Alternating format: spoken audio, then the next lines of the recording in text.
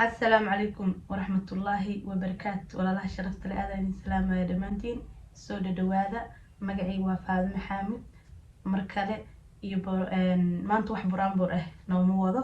laakiin waxaan noo wadaa program oo hooyooyinka ah oo maaragtay aan u maleynayo aniga iyo adigaba inaan wax badan ka faa'iidi doono insha Allah haddii Ilaahay wada la ogolaado soo dhawaada dhammaantiin walaalaha nagu cusub kuwii hore noola joogay karaamo iyo maarag sharafi karaamo korkiina ha ahaato qodobadeena insha Allah u gudageli doonaa qodobka koowaad oo aan rabno maanta inaan ka wada hadalno waxaa waaye hooyada waa inay caafimaadkeeda ka warqabto hooyo markaa tahay mas-uuliyad aad u culus ah ku saaran waxaad leedahay maaragtay role weyn aa mataleysaa oo maaragtay gurigaas dhan tiirashiisa aday kugu kala taagan yihiin marka waxaa la rabaa in adigii maadaama aad tahay qofkii maaragtay meeshaas isku hayay in adiga horta number 1 priority-ga naftaada siisid oo naftaada aad number 1 ka dhigtid oo caafimaadkaaga la socotid oo maaragtay dhakhtarkaaga aad tagtid iska warqabtid maskax ahaan jir ahaan wixii kugu soo kordhaya wixii kaa dhacaya inaad horta la socotid ayaa maaragtay aad u wanaagsan waxay dhahaan qolyahan diyaaradaha maaskiga sanka lagu xirto maaskiga horta adi xiro marka adiga xiratid ayaa dadka kale maaragtay caawin kartaa taas maxaa ka dhigan hooy horta adiga isdaryeel marka adiga isdaryeeshid oo caafimaad ahaan oo physically iyo mentally adiga saxan tahay ayaad haddana uba soo saari kartaa qoys wadan kartaa reer wax u tari kartaa marka fitamiinadaada qaado caafimaadkaaga ka warqab maaragtay dhakhtarkaaga tag haddii maaragtay ay xanuuno jiraan isdaawee inaad maaragtay xanuunsan tahay waa wuxuu ilaahay keeno laakiin ilaahay daawo u yaala xanuun kasta marka adiga waxaa laga rabaa inaad daawadii aad raasatid ood iska warqabtid oo wixii kugu soo kordhaya aad maaragtay naftaada ka warhaysid nasatid waqti aad ku nasatid aad raasatid oo nasatid oo maaragtay waa aragtay hadda kale qurbaho kale aad u adag tahay xitaa inaad nasatid laakiin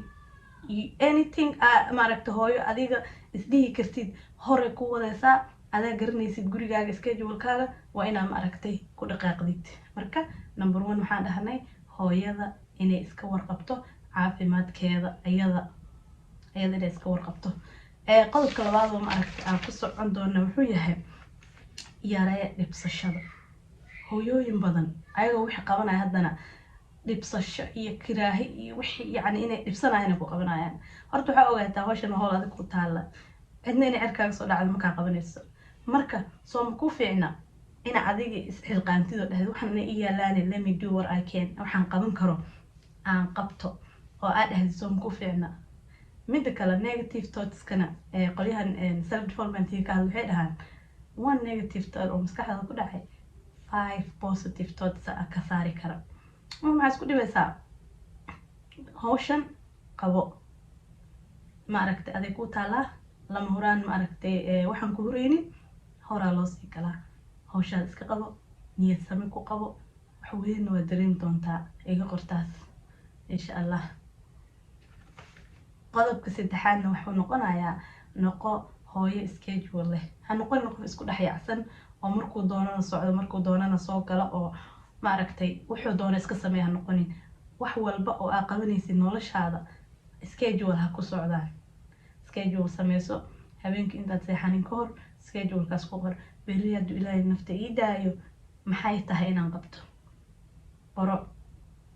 intaad maaragtay waxay ku save garaynaysaa saacad intaad ka fikiri lahayd jikada intaad dhex istaagtid maxaan kariyaa maxaan qabtaa ilmaha maanta inteen geeyaa wixii kugu soo dhacaba ha iska qabanin taas waxay kaa qasaysaa nolosha marka nolosha waxaan rabnaa adina inaad wax qabsatid dadka kugu maaragtay dependence-ka kuga inaad wax u qabatid marka si aan iskugu wadno waa inaan isku helnaa schedule isku kaafin kara dantaadii iyo dantii maaragtay dadkii ilaahay uu mas-uulka kaa saaray marka schedule qof la noqo ha noqonin qof iska raaca heblaayada albaabka soo garaacdaba oo dhahda meeshaas wax laga sheegay let's go oo socoto no ha sameynin schedule-kaaga qoro and believe me markaad sameysid haddii hooyooyinka sameeyaan way u raaci doonaan kuwa aan sameynina markaad sameysid waqtiga kuu soo hara markaa aragtida waxaa dhihi doontaa war waxaan waqti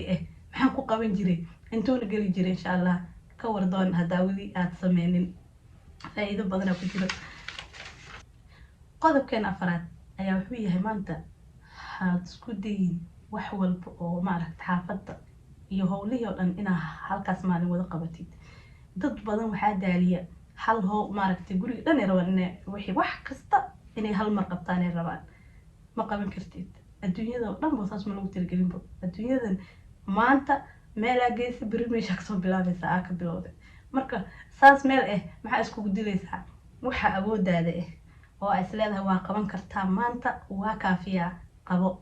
waxa qaban weyso ka gaari weyso ha ka shalaynin adoon welwelin oo maanta waxa schedule-kayga ahayd inaan boqolkaas wax qabto boqolkii waxna ma qabanin. hadday dhici weyso way dhici weysay qadartii ilaahay aa meesha ku jirtay intii lagu qoray waa qabatay. be happy, smile and move on. adoo faraxsan ka tag. beri insha allah hadduu ilaah yidhaahdo dheh halkaasaan kasii bilaabaya ama ma aragta kuwaan kalena beriyaan qabanaya. always hawsha adag oo markasta aa u malaysid inay blogaraynayso iska maaragtay iska ka taqlis marka hore qabo taas qabo. kuwa kaloo maaragtay hoos usoo wad. markastana bilicda meesha ka bilow. waxyaabaha ay isleedahay haddoo kale jikada haddaa hagaajisid jikadoo kale hadday ku hagaagsan tahay inta howlaha inta kaloo dhan easy ku noqonayaan. arinu ina aragteen fadhiga iyo jikada haddaa hagaajisid waxa kaloo dhan way israacayaan. marka saas samee insha allah hadduu ilaa yidhaahdo kule waa aaminsanahay inaad wax badan saas u samaysid xasuusin insha allah. qodobkeena shanaad ayaa wuxuu noqon doonaa yaree qaylida waxba masaxdo. ilmaha maanta dhan markaa qaylisid oo maaragtay way kasii daraayaan qaylida waxba ma hagaajiso. yaree qaylidaada limit ha lahaato. aynuu ma dhamayn karno aniga iyo kuwo kaloo ilmid waxaa laga yaabaa inaan dadaalkeeda ku jirno laakiin yaree at least intaa qaylida yareyn karta iska yaree. because markaa qaylisid saa aan u arkay markaa qaylisid dadki madax adeegna way kasii qaadayaan. ilmihii madax adeeg ay kasii qaadayaan waxayna meesha maba dhamaanayaanba. at least adoo waxa ku dhaanto waxa markay dhacaan si maaragtay cool u approach gareeyo ama maaragtay u wajaha oo dhaho waxaan hadhow yani wax yar kadib waxaan wax fiican ma aha iga daaya. isku day ani markaan qayliyo iyo markaan si macquul u hadlo aan dhaho waxaan way dhibayaan halaga daayo waxaan way dhibayaan halaga daaya ii shaqeyso inta badan. marka adigana inay ku shaqeysaa laga yaabaa oo ama hore ay kugu shaqeysay qaylada badan ilmaha waxay un ka qaadaan qalqal iyo fudeed iyo orod iyo wixii inay isku dhex sixi iyo qaladkiiba kalama garanaa. ilaan macallinaa tahay dadaa tababaraysaa. dadkaa tababaraysa hadaa ku qaylisid waxba ma baraysid. inay ilmaha wax haleeyaan arday u yihiin inaan saxnana adaa macallinkii u marka macallinkiiba hadduu qaylinayo wixii dhacaba uu ka qaylinaya dee cunugii wuxuu qaadayaa wuxuu leeyahay wax yani waxba ma barin ay ka dhigan tahay waa qaylisay. qayladaas marka asagan xalka uma leenaya. marka si aniga iyo asagiiba aan ku degno cunugiiba aan ku degno waa inaan ma aragtay aniga wax markay dhacaan deep breath aan qaadan karo andi karo waxaan way dhaceen xalkii ugu galeynaa xalka muxuu yahay. marka xalkii aan sal fiirino insha allah qayladana iska yareyno tartiibna wax badan aan noo saxmaya insha allah haddaan qaylad iska yareyno hadduu ilaa yidhaahdo. qodobka lixaad ayaa wuxuu noqon doonaa hooyo sameyso waqti adiga ku gooni hooyada inay waqti iyada u gooni ama 2 saacadood ama waxay heli kartaba aad samaysatid waxay ku sahli kartaa inaad naftaada wax bartid. waxaa korinaysid waa ilmo ma aragti markaad soo saaraysidna iyaga way korayaan. everyday wax cusub soo baxaaya. technology cusub soo baxaayo. erayo cusub soo baxaaya. maxaa la dhihi jiray waxyaabo badan waa inaad balance garaysid. waa inaad keep up ku samaysid. waa inaad garanaysid meeshan ma aragtay maxaa cusub maxaa soo kordhay maxaa ani akhriskayga vocabulary-gaada inaad kor u qaadi kartid inaad adiga wax isbari kartid inaad ma aragtay qur-aanka baran kartid inaad ma aragtay ilaa beri waa u imaana haddaa for example aad 15 juz aa garanaysid cunugu ku dhaafaya 16 markuu gaaro waa inaad garanaysid inaad aayadu ku keeno aa u aqrin kartid. marka waa inaad adiga naftaada kor usii wadid oo wax isbartid oo ma aragtay meesha aad joogtid ka dhaqaaqdid. aad maaragtay waqti isgelisid adiga hooyo ahaan waqti aad qaadatid ku gooni ah marka waqti aad samaysatid hooyo ahaan adiga oo wax kale ay ku jirin oo ilmo ala fariisanayn waxa ala fariisanayn naftaada ala fariisanaysid oo naftaada ama wax bar ama maaragtay wax soo kordhiso ama buug akhriso aad adiga isku educate gareynaysid inaa haysatid ama maaragtay relax garee labada saacadii wax badan lagu sameyn karaa haddii maaragtay aad 30 daqiiqo u qaybisid xitaa laba saac samaysatid aad 30 daqiiqo buug 30 daqiiqo akhrisid 30 daqiiqo adiga relax gareysid ama maaragtay howlaha kale aad ku toosatid 15 minutes inta meel fadhiisatid aad fikirtid xitaa qodobka toddobaad oo aan maanta isla fiirin doonaa wuxuu noqon doonaa ducada iyo maaragtay faa'iidooyinka ay leedahay hooyada inay duceysato inay maaragtay iyada ilaahay barido waa wax aad very important u ah wax badan ay ka caawinaysaa marka hal duca oo nabigeena calayhi salaatu wasalaam ka sugnaatay maadaama aan ka hadleen hawsha iyo aan ka hadleen insha Allah aan nala sheer garan doonaa markay nabigeena calayhi salaatu wasalaam gabadhiisa Fatima bint Rasuulullah u imaatay oo ay weydiisatay inuu shaqaale siiyo wuxuu ku dhahay nabiga calayhi salaatu wasalaam wuxuu ku dhahay ma ku sheegaa wax shaqaale kaaga fiican oo ka kaafinaya marka wuxuu siiyay 34 jeer inay Allahu Akbar dhahdo 33 jeerna subhanallah 33 jeer kalena alxamdulillah wuxuu dhahay intaas ayaa kaaga qeyr badan shaqaale marka habeenkii markaa seexanaysid ducadan ina aqrisatid oo kala sariirta markaa tagtid 34 jeer Allahu Akbar 33 jeer subhanallah and then 33 jeer alxamdulillah marka insha Allah wax badan ani waa sameeyay wax badan oo ku faa'iiday marka adigana hadda wili aad tijaabinin ila tijaabi insha Allah qodobka 8aad ayaa wuxuu noqonayaa habaarka waalidiin badan waxay ku dhiban yihiin caruurta habaar ay kala daaleen habaar waxa soo kordhinaya cunugaas mid kale waalidka wuxuu ku jira dadka ducadooda iyo habaarkooda la aqbalo marka waay u habaartamayso adoo cunugaaga u duceyn kara adoo maaragtay u duceyn kara hadallada wanaagsan ina afkaaga bartid oo hadallada wanaagsan afkaaga bartid wax badan aad kuga hagaagaya marka inta cunugaaga habaari lahayd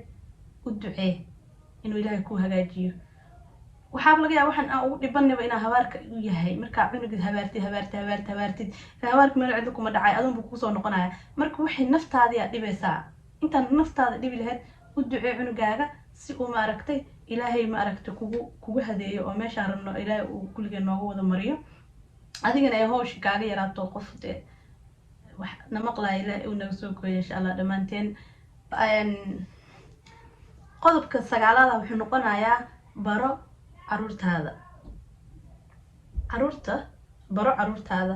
caruurta sidoodaba luqaday leeyihiin they have their own love language ay haystaan marka cunug uma eko cunug lamid ma aha qof kasta waa gooni midaa wuxuu jecel yahay in la hagareeyo midaa wuxuu jecel yahay in maaragtay loo sheekeeyo midaa wuxuu jecel yahay in maaragtay waqti lala qaato yacni ku walba si waaye buug waxaa jira marka la dhaho the 5 love language of children hooyadii maaragtay buuggaas akhrin kartana aada ugu boorin lahaa wax badan waa ka fahmaysaa wax badanna waa ku faa'iideynaya marka cunugaaga luqadiisa jacaylka baro si maaragtay ay kugu fududaato midka kale inaad xaqiisa at least soo dhaweyso ma gudi karnee aan soo dhaweyna insha Allah inaad baratid marka cunugaaga luqadiisa jacaylka qodobka 10aad ee u dambeeyo oo maanta aan kusoo gabagabeyn doona wuxuu yahay yaree filashada dad badan waxay filanayaan ilmaha inay maaragtay iska hagaagaan inay iska maaragtay dhaga nuglaadaan inay wax walba sameeyaan inay yacni that is filasho ugu jirto marka waxaa ogaataa waxaan qofkan aala dhiilgaraynaysa inuu yahay qof isbedel maraya marxaladba marmaraya waaga markuu bariyo waxba ku darsamaya dabeecad cusub la imaana tiishale ku ogeed waa laga durqaa meel kale la tagaa marka waxaa la rabaa adiga inaad dhihin oo hebelka cunuga kale kan la mid ma aha kan يعني comparement إن ku samaysid ilmihii aa imaanaysa marka haddaa filashadii ay kugu badato haddaa wax filatid waxaa imaanaysa waxaa rabtay iyo waxaa maaragtay dhacay inaa isbarbar dhigtid marka subax walbo waageeda joog cunugan wuu korayaa erayo cusub la imaanayaa dabacad cusub la imaanayaa isbedelaa dhacaaya waa marka inaad socon kartid subax kasta aad yeelkeeda joogi kartid oo dhigi kartid okay subax hadda intaan joognaa let's move on birina maxaa maaragtay soo kordhaya qodobadaas 10 maaragtay noo soo diyaariyay maanta waxaan rabaa inaan noo sheego hooyo kasta way dadaaleysaa tartanna laguma jiro tartan ma aha bahasha qof walba meel ay u taagan tahay qof walba meeshiisu ka abanqaada oo ka sii anbaqaadaya ilaahay maaragtay hanu guuleeyo ilaahay kuwa saalixiin oo annagana anfaco oo maaragtay bulshadana anfaca oo muslimiinta anfaca hanooga dhigo awlaada annagana ilaahay xilka uu noo dhiibay hanugu asturo oo nagu maceebeeya hooyoy waa dadaaleysaa maaragtay maasha Allah tahay qofna kaama horeeyo qofna maaragtay barta aad joogto aad maaragtay sida biri hore ugu socon lahayd la isku day qof ka tagay ha ka fikirin qof hore u socda ha ka fikirin meesha aad joogtid ayaa right place meeshii lagaaga tiragalaa joogtaa waad sii soconaysaa insha Allah ballanteennana waa guul iyo gobonimo aad ayaan salaamayaa hooyooyinka sharafta leh dhamaantiin waa iga dhiirigelin anaa u baahan waxay qof iga baahi badan ma jiro qodob badan marka waxaan rajeynayaa inaan isla dhaqan gelin kulligeen insha Allah haduu Ilaahay raahdo السلام عليكم ورحمة الله وبركاته.